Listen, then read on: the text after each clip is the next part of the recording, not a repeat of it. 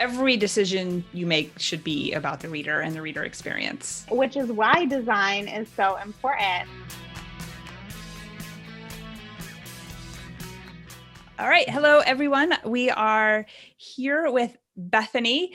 She is a web designer, graphic designer. Is that like a good explanation of what you do? Yes, yeah. So for those of you listening and watching, I'm Bethany, a brand expert, and I'm founder of Bethany Works, which is a full service design studio. That's what I do right now. That's my business. I work with other businesses and publications to make sure that they stand out from the crowd and that they have visuals that actually help them communicate better with their ideal clients, visitors, readers, whoever is coming to see them and what they do. Before that, prior to starting my own business, so back in the day, I went, my undergrad is in Bachelor of Fine Arts. So that's when I first started studying design. I actually spent most of my time studying photography, but my program was so good, they make you basically get involved in every type of art possible, everything from like block printing to carving and welding, if you can imagine. So like I did it all, which I'm so grateful for because it taught me like how to communicate visually across multiple mediums. So that was my Bachelor of Fine Arts. And then after school, like right after school, I went straight into a grad school for a Master of Arts in Teaching because I had this idea that I would get to create in the summers that I wasn't teaching, and I'd be teaching kids how to make and create and what could be better. But as many teachers know, and people who've gone into an industry with big high hopes, those over the years were crushed a little bit by the system, which isn't necessarily geared towards creative thinkers and makers. And so I realized like I can't do this forever. I still love my students to death, but I wanted to make money from what I created, and I was so exhausted from and drained from teaching that I didn't have time to do that. So in while I was still teaching full time in 2018, I started my freelancing business, and I started in freelance writing for personal finance. I had a blog, and people found my blog and then messaged me and were like, hey, do you want to do this? And I'm thinking like, I'm a teacher. Yes, I could use the extra money. Like who couldn't? Right. So I started doing that, and I was teaching graphic design, photography, and English. So I felt really comfortable like putting my skills to use in the writing world. And then like through meeting this huge community of people in the personal finance world, I ended up being asked to do some design work on the side because I knew that that is what I'd studied. That's what I was teaching. And that just led to everything. I started working with local clients in the area, and everything blew up. So within a year of starting freelancing, I took it full time in 2019. And since then, I've just been building my business to where it is now, which is a full service design studio. Yeah. Again, like blogging turned full-time freelancer. Like, I just feel like blogging is so underrated because like you think like the only way to make money is through affiliate marketing. Most of the people I know started a blog as a hobby and ended up being a full-time freelancer. Right.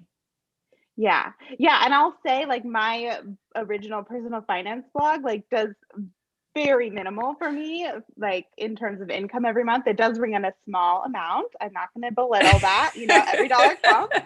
But like it was like this portal into this world that I had no idea existed. So I'm forever grateful that I did that. Yeah. So. Yeah, exactly. I love it. I just think it's amazing. I think blogging is amazing. And it ended up like building this whole business for you that really has nothing to do with owning a blog other than, I mean, you build blogs generally, I assume. Yeah, I do build blogs, and I know like, because I had a blog, I know like the back end of what's required to make a blog work. So like that was really helpful. Yeah. And those were my first clients I targeted for website design, was like publications and blogs initially. Yeah. Yeah. So as a blogger, I know so many bloggers who get just caught up in the design forever, and they never really do anything with their sites because they're always redesigning. It's like, oh, when I'm done with this redesign, I'll focus on this other stuff. And the redesign lasts for like 5 years. So like, even before you start, what do you need to know to get started, to not get sucked into design for years? Oh my gosh, the Pinterest scrollers. I'm going to speak to you. The perpetual redesigners who love the trends. I'll speak to you too. Okay, so before you have a website, you need to get your brand identity down. And your brand identity is going to be composed of quite a few things, but it should have at least these things. You need a logo. Okay, you need a submark. Your submark can be like used for your favicon, right? So it's the little thing that shows up in the tab so your blog looks unique. That's important. So those 2 pieces. And then you need a color palette with hex codes so you can use the same colors across your whole site consistently. Those hex codes are going to work for social media graphics, all that good stuff. And then you also need to have 2 fonts picked out, just 2 pieces of typography that you're going to use throughout the site. I'll let you have 3 max, but like, let's not go beyond that. It's gonna look real messy. Also, Google doesn't like it when you have so many fonts on the page. It can actually slow your site down. So you really do want to minimize those. And then to find direction, like with those things, like how do you know what fits? It can be a little bit of a journey. I have a free brand quiz you can take, and it'll automatically tell you your top two archetypes, which are personality traits, and those will be connected to like brand kits that I sell, or you can at least take those archetypes and look for brand identities that align with them so that they're aligned with whatever you're writing about on your blog, right? That is where you should start, because a lot of times the redesign takes forever and ever and ever because you haven't solidified what your visuals are going to be, and then you come across something else that's really cute and really bright, and you like swap it out, and then your whole thing falls apart. So you need those things. Just get them solidified to start with. They can change later, like you're not locked in. But I think if you go into design with that, you're going to feel so much more comfortable, because as you may know, if you've already loaded a theme, you know they're going to ask for colors and fonts and all of that. And like you should have that figured out. Yeah. So the quiz, I took the quiz recently because it's fairly new. And I think I got adventurer, if I'm remembering. Probably the explorer. Explorer. Okay. And the expert, right? Weren't you the expert and the explorer? I know there were 2, but the explorer one I felt was like more me, I guess. But then I thought like, oh, but that isn't really me and blah, blah, blah. But, you know, it's not about me. It's not a personality quiz, right? It's about the brand, which is separate from you as a human. Yeah. Oh my gosh. I'm so glad you said that, because when you take the quiz, like, and I think the quiz is great, but that's because I made it. There's 12 brand archetypes, and the brand archetypes are brand personalities, right? That's like the layman's term for them. And they're what all the big brands use to communicate with their clients, right? And usually the big brands will take their top 2 and marry them in like a unique way that is exactly them. So my quiz takes you through and gives you your top 2, and then you can marry them. And by marry them, I mean like, if you had the expert and the explorer, then the expert maybe is your messaging and your voice, but the explorer is more your graphics or something like that. There's different ways to do that. And I have an email that goes out that shows you how. But when you're taking it, like, just because your favorite color is yellow doesn't mean that is what's going to work for your site. And I think that's so important to understand when you're starting a blog, a side hustle, a business. Like, it's not you. I mean, my favorite color is like teal, but that is not a single part of my like design studio business. It's nowhere in my palette. And I'm totally okay with that, because I know that my visuals are communicating better with my clients because I've picked them to align with what I'm doing. Yeah. And if you pick them to align with your personality and your niche, then you're going to be on the right track. Yeah, because it was like REI was one of the examples that you gave of the explorer, and that's not something that I personally identify with, but I get it how that's what I want the brand to be blogging is an adventure. We're trying something new. We're going outside our comfort zone. Like, yeah. So yeah.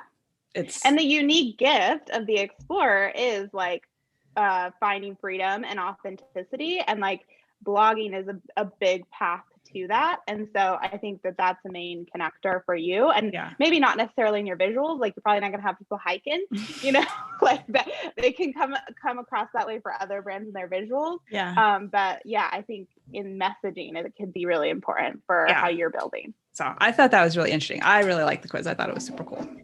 We'll put a link to the quiz too in the description. So you can take your brand personality quiz. Yeah, it's free. And then you can buy the personalities also, like the templates, I guess you would say. Yeah. So I just recently created brand boards for like every single result, so all 12, and each brand kit comes with 2 boards, so one's in a male energy and one's in a female energy, because I thought that was kind of lacking. Like, there's a lot of frilly kind of brand kits which are great but not for everybody. Sometimes you need things that don't necessarily have curly cues, so that is in there. And so yeah, whatever you're matched with, like, you can go and take a look at the boards, and then the boards will give you those 4 things that I said you had to have before you start, right? You're going to get a logo, 2 submarks, your color palette with hex codes, in your typography, and then you can immediately start using those on your website or social, all that. Amazing. Like, ready to go. Amazing. Ready to go. For people like me who are like completely clueless. Like, I have no idea what goes together or anything. Yeah, or someone who doesn't have the time or money to hire a designer. Like, obviously I'd love to work with you, like, we can talk, but if you're just starting or it's a side hustle, like, you might not want to put all that money into it yet. Right. So you can start here. Yeah, it gives you a place to start. Yeah. So another really common question for bloggers is like, what theme should I use? Yeah, that's a good one. So I have some favorites. I'll share my trade secrets for whoever watches this video. So I love if you are going to be strictly a blog and not necessarily build too much more outside of that, you can of course build courses and things like that, but I love the Soledad theme. It's awesome. It integrates with the Elementor page builder, and it has a really easy blog format if you don't want to build pages on Elementor. So the best part about it is that you can choose to build your like home and about page later and just have your blog initially with that one. So that's a big one, and it's really pretty. There's lots of options, so that's great. I also really love Astra. I use Astra, and then I have Astra Pro. That one's really great and quick, but it is not it's not like out of the box ready like Soledad is. You're going to have to do some tweaking to make it look good. So if you want that challenge and are up for it, then you could do that. The theme itself is free. The Pro is paid, so that, like, if you want free and you want to figure it out, you can do that one. The Soledad is paid.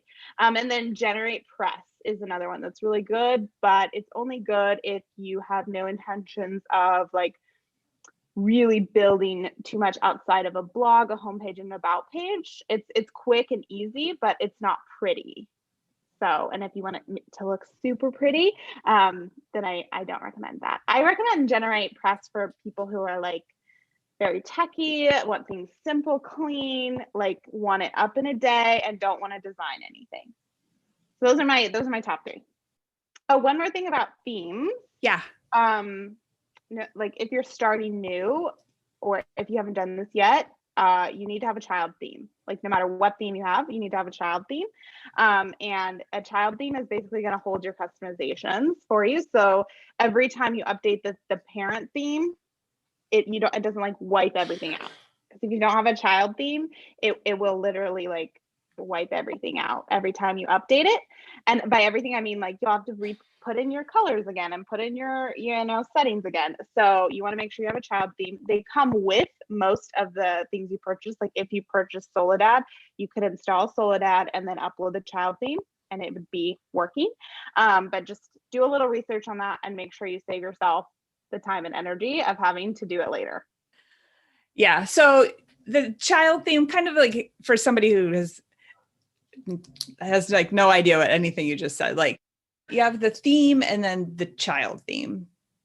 So the child theme is kind of like a layer on top of the theme. Exactly. Yeah. You upload a theme. You don't do anything to it. You upload the child theme in the same box. If you're using WordPress, which is probably what you should be using if you're blogging, then it's like the same thing. And then you of course activate the parent theme, the first one. You activate the child theme, the second one. And the child theme just exists as like, you can think of it as a little folder. You're going to do all your work off of that, and it's going to just hold it for you. And so when you update the parent theme, it doesn't matter because you'll always be activating that child theme. Okay, cool. And so you had mentioned Elementor, that like Soledad works really well with Elementor. Tell us a little bit about Elementor, and then any other tools that you recommend that make things a little easier. Yeah, so Elementor is a great page builder. I use it, especially when I'm working with any clients that I need to transfer it to them and they're going to manage it. I want the client to be able to swap out images and text really easily. So that's why I use it. It has a lot of features, especially if you eventually purchase Elementor Pro, and it works with a lot of themes. So it works with Soledad, it works with Astra, and it does work with GeneratePress, although they don't always like to work together. It's basically like a block builder. So it's a visual builder. You're not coding anything, and you can build on blocks and kind of move things around. So it's more intuitive than if you were going to have to work on a back end, even a back end block builder. It's a lot more intuitive than that. I also have liked Beaver Builder. There are two camps of people, Elementor and Beaver Builder. And I've used both. I am an Elementor camp person, but there are Beaver Builder fans that will also say it's the best thing ever. So you look at both and decide what you think would work best for you. And other tools that I love are Yoast, which I'm sure you recommend. Actually, I'm positive you recommend that for making sure you have your titles and metas on every page, because not only do you want that on your blogs, but you want it on each of your pages that you're building on your site. And then I love Hide Your Featured Image plugin. So when you're making like pages on Elementor, you don't want to have this big chunky picture at the top and then your beautiful design. You just want it to be your beautiful design. But if you didn't have a featured image when you shared it on Facebook or online, there'd be no picture, right? So to solve that, the Hide Featured Image plugin is really awesome. It just shows up on the side of your page that you're building, and you can turn off that featured image on the live site, but then it's still there. So when you share it, send it to someone, there is an image, which you need. So I love that. It's like one of my favorites. And then Updraft Plus is a backup plugin. Yeah. Love that one. You need a backup of your site. It's super important. And that one will automatically do it. You can set it for like every 2 weeks, once a month, whatever you want. You can back it up to your Drive or your Dropbox. And that way, if something goes wrong, if WordPress rolls out an update that messes everything up, which has happened, you can restore it and then like fix from there. So that's always just like a peace of mind that I love. And then lastly, if you're really going to DIY it, you're going to probably need Canva or some kind of like graphic software like that. There's other ones out there. Adobe Spark has been pretty good for people too. But that way you can have something to create your own featured images if you want to do that, or create pieces to promote your blog on social media. Yeah, those are all great tips. Yeah. The Updraft Plus is wonderful. I have it going to my Google Drive, and every once in a while I see the new save in there. I'm like, oh, that's just comforting to know you have it if you need it. I would have no idea what to do with it. My first email would be to you, but it's nice to know that it's there. Yeah, and then the hide featured image is great because, and design in general, to please Google, is going towards less images, which is so funny to me because it used to be we never put images in the post because it took so long to load. And then, the internet just got faster and we got better at it. And then everybody used images in all their posts, and they were like images all over the place. And now it's back to no images again. So yeah, being able to hide those images so you can use them on social, but they don't show up on the article is really helpful. Yeah. And I mean, another thing too, when you're uploading images, like this has to do with just like your website functioning. You want to always choose to upload JPEGs and make sure they're compressed or have an automatic compressor. Like Smush is a free plugin that will automatically compress files as you upload under the free version. So that's really nice. Otherwise, you could use like compressor.io, which is a free website, and upload your images. It compresses them and then you can re-download them. But PNGs are notoriously larger than JPEGs and will take your site longer to load.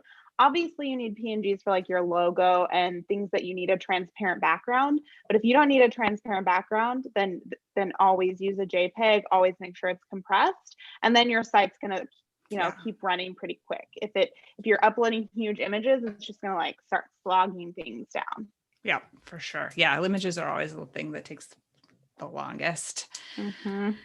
All right, so I have my tools. I'm gonna tackle this. What do I need to know for people like me who don't know a single thing about design? Like, what are just some good rules to keep in mind? Yes. Okay, so I created a list specifically for you. But the first thing that you need to keep in mind is that your site needs to be responsive. And by responsive, it needs to function on your desktop, on mobile, and on a tablet. Like there's no reason these days that it wouldn't function and look good on all of those devices.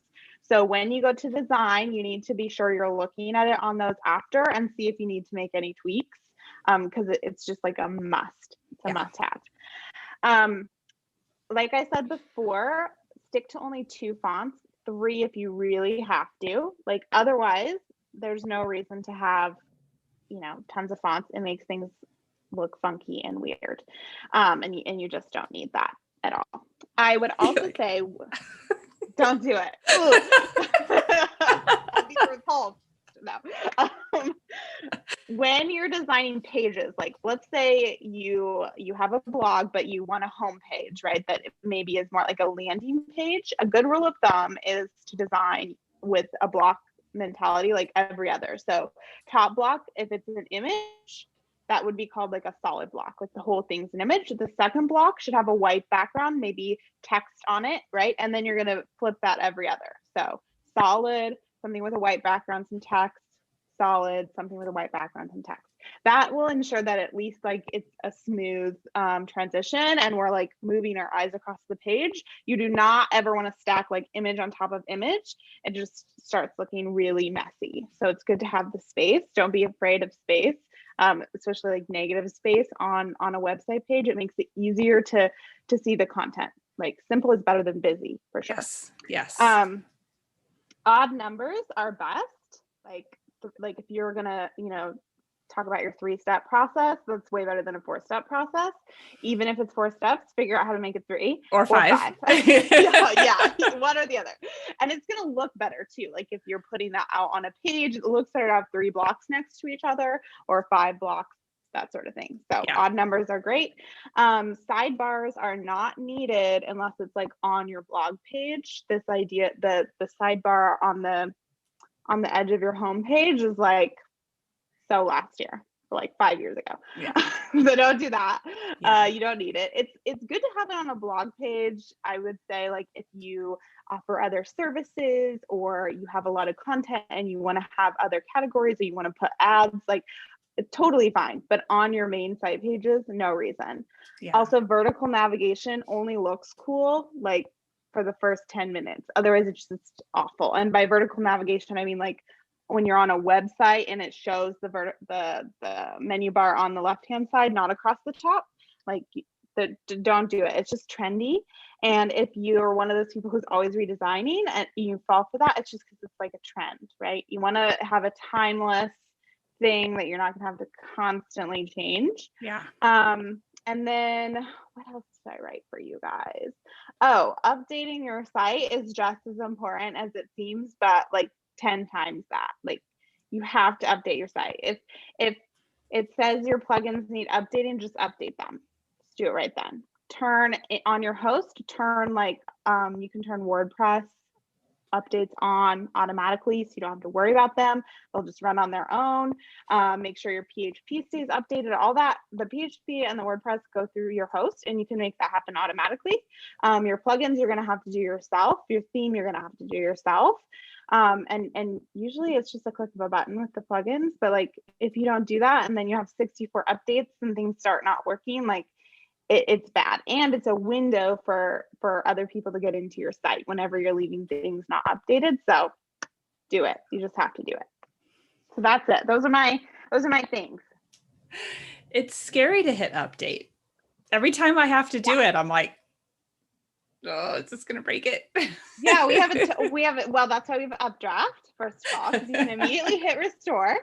But yeah, I mean, I still do the two when I have some clients who have older sites and they don't want to, redo them, but they want me to update them. And I have that hesitation too, even as a professional, like, oh my God, is today the day that they're to finally hire me to update the site, like redesign it, because it doesn't work.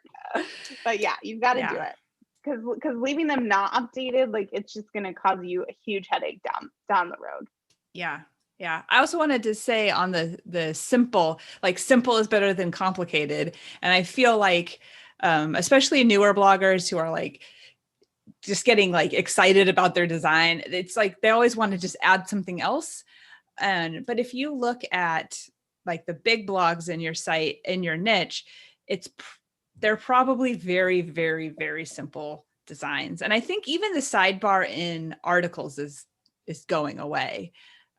One of my clients just did a redesign, and it like literally couldn't be a simple design. It's like his logo at the top, and then the article title, and then the article, and no sidebar. Mm-hmm. It's just white, black text. It's so simple. Mm-hmm. And that is better. Like, make your content be what's interesting about your site. Right, exactly. And if you want to, like, I'm not an expert in this realm, but I know enough about it. Like, if you want to decrease bounce rates, then you're not going to have like a million things flashing across the screen. And I just had this conversation with someone today about pop-ups, which is like another one of those controversial topics. Yes. Pop-up ads are a huge no-no, by the way. Like, just never do it. I don't love it. Yeah. And that's that's the side I stand on. But if you're going to do pop-ups for like email or, a coupon code, it darn well better offer value. So you could do a pop-up to sign up for your email list. But if that freebie isn't good, then don't do it. Like, you need to be giving free value. Otherwise, they're just annoying. Yeah. Yeah. That's all there is to it. And I mean, pop-ups on mobile are completely gone now. Yes? Yeah. Yeah. Pretty much. So half of your audience already isn't even going to see your pop-up anyways. Right. Yeah. So if you have something like that, it's obviously better to have it integrated as part of design, but that does not mean that I don't have clients who love pop-ups and want pop-ups. And I'm like, can we think about that? Of course I'm going to like do what they need at the end, but sure. Yeah, I just say like really think about that, because everything else you have on the page that isn't your content is a chance for them to bounce. True. And like leave. So where are you going to send them? Right. Yeah. And I'm like, every decision you make should be about the reader and the reader experience. Mm-hmm. Everything from whether or not you have pop-ups to how you lay out your articles, every single thing. It's all about reader experience. Yeah, absolutely. Because if they're not having a good experience, it doesn't matter. Nothing else matters. Right. You don't even get a chance to make them a reader, to get them subscribed, to have them read your article, to convert on an affiliate. Like, all that goes out the window.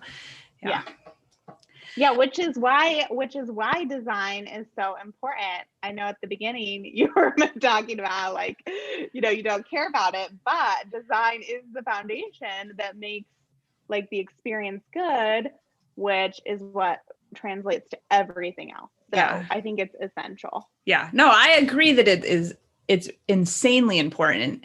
But like, I just wish that it wasn't. Right. I wish it Well, didn't we matter. can disagree on that one because it's my job. I know you love it, and that's great. And thank God that you do, because where would we be without it? Without people who did think it was great. Did you say your extra secrets, or should I ask? Oh, I didn't say my extra secrets. All So, right. okay, I have a couple extra secrets. And I'm sharing these because I was planning some video content around them, but I'm going to share them here. You get it first. Well, whenever this comes out, but like, so the first one is like, when you're putting images on your site, there's a temptation, if you're using like Canva or Adobe Spark or something, to put your copy on the image itself and then put the image on the site, because then it's like all together, right? Which for blog featured images, sure, that's fine if you want to overlay copy, because that title's still going to appear in your actual title section. But if you're doing this on your main pages, like your homepage banner, you never want to embed that copy in the image ever. Copy stays on the page. One, for SEO, as you know, like Google is not reading inside the image. It's not reading the image itself. It'll read the alt text to the image, but it's not going to read the image. And secondly, like it's not going to be responsive. So when you shrink down, it's going to be like micro small, right? And I've seen this a lot, like, because it's very trendy to put like a cute compilation where you've removed the background of your profile picture and you put cute things behind it, and then you put your text on top, but that's actually not super great. So you want to make sure copy stays on the page. You can still create the graphic just without the copy. So that's secret number one. Secret number two is, if you're still using Linktree for like your social profiles, you've got to stop, because you're giving away your free traffic basically. And there's no reason why you can't have an additional page on your website that's hidden. Like it's not going to be in your menu. People aren't going to see it. You can just title the slug like Instagram or links, whatever you want, and then just make it really simple and have it be a bunch of buttons that people can click on. If you don't know how to make a button, it could literally just be a bunch of links, like your titles to recent posts, things like that, that you want people to click on, and then use that for your Instagram or other bios so that you're directing and keeping that traffic on your site. I literally just did that. I just created an Instagram landing page, and it is, yeah, hitpublish.com/Instagram. And like, why have I not been doing that? So explain why Linktree is giving away your traffic. Like explain why Linktree isn't good. Okay, well, Linktree, like it's your link, but it's owned by their company. So anytime someone clicks on your Linktree, like yes, it opens what the page you curated, but Linktree is technically getting that traffic according to Google, right? Whereas Google's like tracking how many times people click on your links. And if they're clicking directly and going to your website, a page on your website, like Google's saying, oh, look, like 30 people are going to this page that you created. Whereas if you have a Linktree, that's not going to happen at all. So like that traffic is lost. Plus, like with Linktree, you don't technically own it. And it's bad enough that you don't own anything on social media, which is why you need a website, right? Like, yeah, that's terrible. But then it's like, if you have this link that has your content, you don't actually own that page either. Linktree is just letting you use it for free. Yeah. And that's that. So like, just don't do it. The only thing that I've seen people do, which is kind of acceptable, is like if you have ConvertKit for your email subscribers, they have landing pages, and you can create subdomains for those landing pages, and then you can have them like be direct calls to action to sign up for your email list. So if you want something a little more simple that's just about an email list, not like other offerings, then you could totally do that. I could see that being a thing, but otherwise just make your own page. I've had my own page on my sites for a while, and I think it matters. Yeah, I think it looks nicer. I think it's more friendly for the user to click on. Then they know they're going directly to your site. Right. And you can keep your menu there. So then like they could also click on that and see like what other things are on your site. Then they're on your actual site. Yeah. Yeah. Makes sense. It's just one more thing to do, isn't it? Yeah, it's one more thing I mean, it's the type of stuff, like just wait, get your site set up, like figure out your brand identity, get your site set up, post like some blogs, then you can start thinking about social media. At least that's how I would approach it. Yeah. I know a lot of people, like, if you have a huge following on social media, then ignore everything I'm saying. Like, of course you should be Cater to them. promoting on Yeah. that. But if you're starting new, like, just don't be pressured about that until you feel solid in the little piece of the internet world you own, because Yeah. that is what you own. Right. Exactly. Yeah. That's the only part you own. Yeah. So those are my, oh, I have one more secret. I don't know if it's a secret as much as like a make sure you do this. But you need to have 3 legal pages on your website. You need to have a privacy policy, a disclaimer, and a terms and conditions. Terms and conditions is variable, but if you ever plan on having testimonials, selling something, promoting anything, then yes, you have to have a terms and conditions. And promotion includes email lists. So those 3 things have to happen. I can give you a link to a great legal bundle that I use and send to all my clients. There's a lot of free ones out there too. You can get like free generated things, but with GDPR and all the compliance things, like, just cover your butt. And like, if like Soledad has an automatic GDPR compliant option that you can click on, so that when people are commenting on your post, they can just check a button that says, yes, I agree. And it's the button's like linked to your privacy policy disclaimer or whatever. So when they comment, like, you're covered, you're okay. And then it also has an automatic pop-up for like accepting cookies, which is really important because your blog's probably going to reach people outside of the US. Even if you're not necessarily targeting people outside of the US, chances are you are going to have people from Europe or other countries. So it's just good to like cover your bases. And that can be like a last thing you think about. Like, you can get your site all set up and ready. Like, you don't need to be worried about a lawyer knocking on your door. Like, no one knows you exist yet. If you're new, it's like, it's not personal. It's just like, you're not there yet. And then you can bring those pieces in. Yeah. Legal pages is another place where new bloggers really get hung up. Yeah. And then it sounds so scary, but it does. Not, just get like, do a free generated one or buy a legal bundle, do your best. And it's like, the idea is like, if you have some wording on there, if you have put in the effort to have like something comprehensive, you're probably going to be okay, because even if someone comes after you, like, I mean, you have at least something there to back yourself up. Yeah. At least that's what like my copyright lawyer has told me, like, you're going to be okay. Yeah. I mean, we talk about it and it's rare. It's rare. I know thousands of bloggers over a decade and a half. And I know one person who has ever been sued, and it had nothing to do with anything like legal compliance stuff. It was unrelated to that. But you're more likely to be questioned about your name, like if you're infringing on a trademark. Like, my business is trademarked, and there have been a few Bethany works out there like on social. I haven't gone after them, but I'm going to request that they not use my name, because like, I also don't want to really go after people. I'm not that way. But I would like, before, I don't know if you talk about this in your courses, but before you choose a name for like your website or whatever you're putting together your business, make sure that it's not someone else's, make sure it's not trademarked. I can't think of the sites right now, but I know there's sites you can check your names on, just to make sure that you're not like going to have to immediately change your name, a year down the road when they find you. Yeah.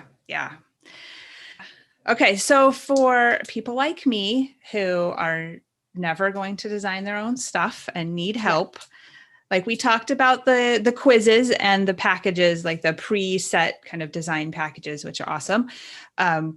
What's the next level? Like if even that is like not enough help. Right. Yeah. So you could work with me. You can head over to BethanyWorks.com, and under services, I have all different kinds of packages. I have everything from the mini brand for like the budding business, where we work together one-on-one, all the way up to like the complete brand, where I create your brand and your website. I also offer a la carte services, including copywriting. Like if you have a sales page that needs to be done, we can do copywriting and the sales page, website design only if you don't need a brand, and graphic design if you need additional graphics outside of like what's traditionally found on websites or within branding. Those are all the services I offer. And again, that's BethanyWorks.com. Awesome. Yeah. I mean, obviously, you designed the site, but I come back to you all the time with like, oh, I need, you just designed a new freebie for me. So I gave you all the copy that I wanted on my freebie, and then you put together the PDF, and it looks 1,000 times better. And that's an example of like my graphic design, a la carte services that I'll like offer to people. Yeah. Awesome. So if anybody has any questions, they can contact you through your website. And then if you want design help, Bethany's your girl for sure. Yeah. Send me a message. Tell me about your project. I'm also on Instagram at Bethany McCamish. And you can message me on there too. Cool. Awesome. Well, thank you so much for stopping by, and hopefully we helped some people not get caught up in the never ending redesign process. Yes. Yeah. I hope so. I hope it was helpful. And if you have any questions, like pose them to me. I'll answer them. Send me a DM on Instagram. I want to make sure I'm helping people. That's what I'm passionate about. So yeah, thanks for having me. Cool. Yeah. Welcome. All right. Talk to you soon. All right. Bye. Bye.